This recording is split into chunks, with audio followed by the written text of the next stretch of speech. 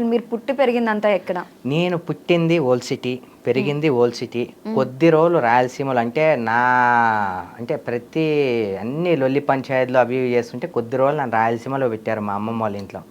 అక్కడ కూడా వాళ్ళు నన్ను తట్టుకోలేకపోయారు. రాయలసీమ కూడా డేంజరస్ కదా? అవునవును, అక్కడ కూడా ఒక 2-3 ఇయర్స్ అక్కడ పెట్టారు. అక్కడ కూడా నన్ను తట్టుకోలేక మళ్ళీ అంటే ఇక్కడికే తట్టుకోలేకంటే ఎటువంటి పనులు చేశారు? అన్నీ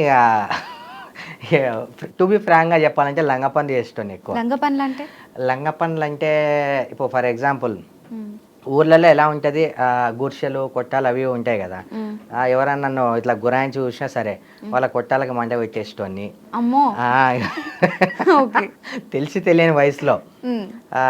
ఇంకా దాని తర్వాత మామిడి చెట్లు ఉంటాయి కదా, వెళ్ళేటోని. అవి తెలియకుండా తీసుకొని చాలా లొల్లి, డైలీ ఒక లొల్లి. ఇక మేము భరించలేం తల్లి, మీ కొడుకుని మీరే తీసుకొని వెళ్ళిపోండి అని చెప్పి మళ్ళీ తీసుకొచ్చేసారు. నేను సుధరాయించడానికి నాకు 20 సంవత్సరాలు పట్టింది. 20 సంవత్సరాల తర్వాత మళ్ళీ మంచి మానవత్వం ఉన్న మనిషిలాగా మారిపోయా. అంటే ఇప్పుడు ఎటువంటి పనులు చేస్తున్నారు మరి? నేను చెప్పడం ఎందుకు, సోషల్ మీడియాలో జనాలే అంటున్నారు కదా. అయితే చాలా మంది వరకు మీరు చాలా మంచి పనులు చేశారు, చాలా పేపర్స్లో వచ్చారు, టీవీల్లో చూసాము, చాలా మందికి అన్నదానాలు చేశారు, ఇలా చాలా మంచి పనులు చేసినవి ఉన్నాయి. మంచి పనులు చేశారు కాబట్టి దేవుడు అని ఎలా అయితే అంటున్నారు, గూండా, రౌడీ, షీటర్, అందరితో గొడవలాడతాడు, మర్డర్లు చేస్తాడు, ఇలాంటి పేరు కూడా ఉంది. ఇందులో కూడా ఎంతో కొంత మీరు చేసుంటేనే కదా ఈ పేర్లు కూడా వచ్చుంటాయి. అంటే ప్రియ గారు, యాక్చువల్లీ ఇప్పుడు మా ఫ్రెండ్ది ఏమన్నా ఇన్సిడెంట్ జరిగింది, నా కోసం నేను ఒక్క గొడవ కూడా వేసుకోలే. ఇప్పుడు మా ఫ్రెండ్ది ఒక లవ్ మ్యారేజ్ చేసిన, అయితే ఆ అమ్మాయి వీళ్ళిద్దరు ఇష్టపడ్డారు. ఆ అమ్మాయిని బలవంతంగా తీసుకెళ్లారు వాళ్ళ పేరెంట్స్. చాలా పెద్ద గొడవ అయింది, ఒక కర్ఫ్యూలా గొడవ అయింది. మేము 8 మంది వెళ్ళి ఒక 70 మందిని కొట్టి వచ్చాం. ఆ అమ్మాయిని తీసుకొచ్చేసాం. అంటే వీడు చనిపోయే స్టేజ్లో ఉన్నాడు, ఆల్రెడీ సూసైడ్ అటెంప్ట్ చేసాడు. సరే పర్లేదు, ఆ అమ్మాయి లవ్ చేయట్లేదు, వీడే బలవంతంగా చేస్తున్నాడు అంటే అది వేరేలాగా. 5 years మా ముందే లవ్ చేసుకున్నారు, ఆల్మోస్ట్ పెళ్లి చేసుకోబోయే వాళ్ళని బలవంతంగా వాళ్ళ ఇంట్లో వాళ్ళు తీసుకెళ్లి ఆ అమ్మాయికి బలవంతంగా పెళ్లి చేస్తుంటే పెళ్లి పీటల మీద నుంచి లేపుకొని వచ్చినాం ఆ అమ్మాయిని.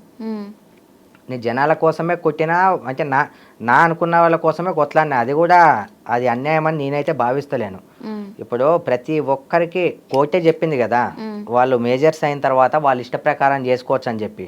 పేరెంట్స్ అయినా ఎంతైనా మీరు ముందే అసలు ఈ లవ్లో వాళ్ళు పడక ముందే చేయాల్సింది. మీరు ఏదన్నా లవ్లో పడిపోయి 5 years దాకా వాళ్ళు నడిచింది, ఇప్పుడు వచ్చి మధ్యలో తీసుకెళ్ళిపోతా అంటే ఇతను ఏమైపోవాలి, ఆ అమ్మాయి ఏమైపోవాలి, సరే ఆ అమ్మాయి ఇంకొకరిని చేసుకుంటే వాడేమైపోవాలి. అలా నా కోసం నేను ఏ గొడవ నేను చేయలే, వేరే వాళ్ళ కోసం గొడవలు పడి కొట్లాడి కొట్టినవి ఉన్నాయి తప్ప నా కోసం నేనేం చేసుకోలే. అది కూడా నాకు అందులో న్యాయం అనిపిస్తేనే. దానికోసం రౌడీ అని అంటారు కొంతమంది, అంటే అనుకోని నాకేం ప్రాబ్లం, వాళ్ళు అన్నంత మాత్రం నేనేం అయిపోను కదా. ఇటువంటివి తప్ప ఇంకెటువంటి పనులు మీరు కొట్టడం కానీ చేయలే మర్డర్ చేశారు? చేయలే, అలాంటి ఆలోచన కూడా లేదు. కానీ మనకు ఎప్పుడు ఎలాంటి సిచ్యువేషన్ ఎలా వస్తుందో, ఎప్పుడు ఎలాంటి ఆలోచన వస్తుందో మనం చెప్పలేం. ఫర్ ఎగ్జాంపుల్ ఇప్పుడు నేను సింగిల్గా తిరుగుతా, పామైనా సరే దాన్ని గెలకనంత వరకు అది ఎవరిని కాటేయదు. నన్ను గెలకనంత వరకు, నా దగ్గరికి రానంత వరకు నేను హాని చేయను. నా దాకా వస్తే ఎవరిని వదిలిపెట్టను, ఒక్కరిని కూడా వదిలిపెట్టను. వీలైతే నా ప్రాణం కాపాడుకోవడం కోసం వాళ్ళ మర్డర్ చేయమనే వేస్తా. నా ఫస్ట్ మర్డర్ అదే అవుతుందేమో. మీ ఇన్ఫ్లుయెన్స్ ఏంటి? అంటే మీరు ఇంత ధైర్యంగా బయట తిరుగుతున్నారు, ఇన్ని మాటలు మాట్లాడుతున్నారు, ఇన్ని ఇంటర్వ్యూలు ఇస్తున్నారు, వెనకాల మీకు ఏమైనా ఇన్ఫ్లుయెన్స్ ఉందా, పొలిటికల్గా కానీ లేకపోతే? మా అమ్మ చనిపోయినప్పుడు నాకు ఒక విషయం తెలిసిందమ్మా. మా అమ్మ చనిపోయినప్పుడు దగ్గర చాలా డబ్బులు ఖర్చు అయ్యాయి. కొన్ని కార్లు అమ్ముకున్నాం, కొన్ని ప్రాపర్టీస్ అమ్ముకున్నాం, బంగారం అమ్ముకున్నాం.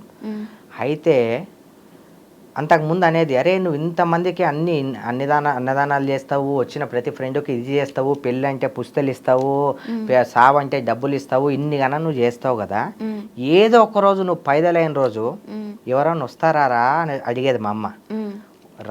రాకపోని మనతో అయింది మనం చేద్దాం అనేటోడిని.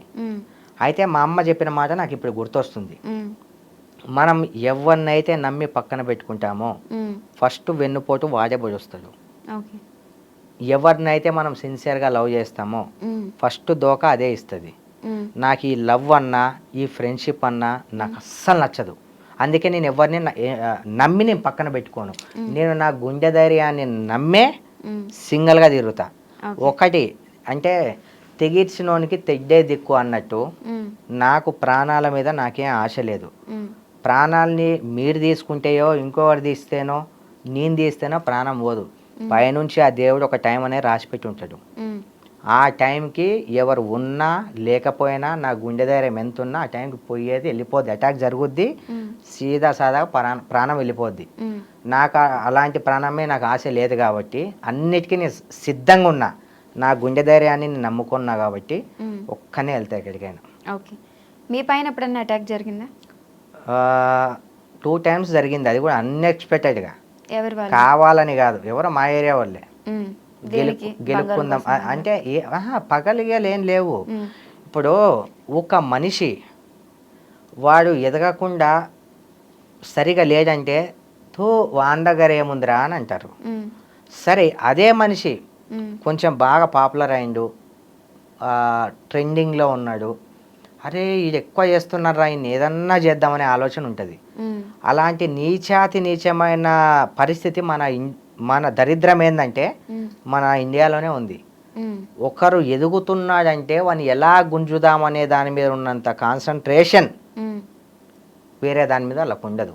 వాళ్ళ ఇంట్లో వాళ్ళ బతుకులు చక్కగా ఉండవు, వాళ్ళ ఫ్యామిలీని చక్కగా చూసుకోరు. దాని మీద ఫోకస్ పెడితే వాళ్ళు చాలా బాగుంటారు, అది ఉండదు వాళ్ళకి. వేరే వాళ్ళ మీద పడి ఏడుస్తుంటారు. మీకెందుకు? మీరు కూడా సంపాదించుకోండి, మీరు కూడా పని చేయండి, లంగ పని చేయండి, దొంగ పని చేయండి, మీకు ఏది అనిపిస్తే అది చేయండి. ఏదో ఒక పేరు అయితే వస్తుంది కదా, మంచి చేసినా చెడు చేసినా ఏదో పేరు వస్తుంది.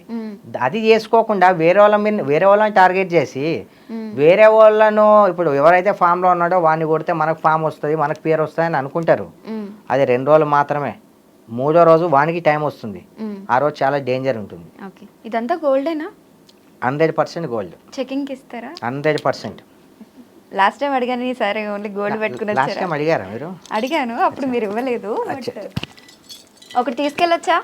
అస్సలు నో ఛాన్స్. గోల్డ్ వాటి మీద ఇక్కడ ఏదో నెంబర్ ఉంటుంది, దీనికి నెంబర్ 916 నెంబర్ కదా. ఎందుకు 916 లేని నెంబర్స్ ఉండవా? ఉండవేమో అని నా ఫీలింగ్. బిస్కెట్కి అయితే 916 ఉంటుంది, అది బిస్కెట్ కాదు అది. ఓకే, తీసుకోవచ్చు. ఒకటి తీసుకోకూడదా? తీసుకోకూడదు. ఒకటి గిఫ్ట్ గా ఇచ్చేయండి మీ పేరు మీద.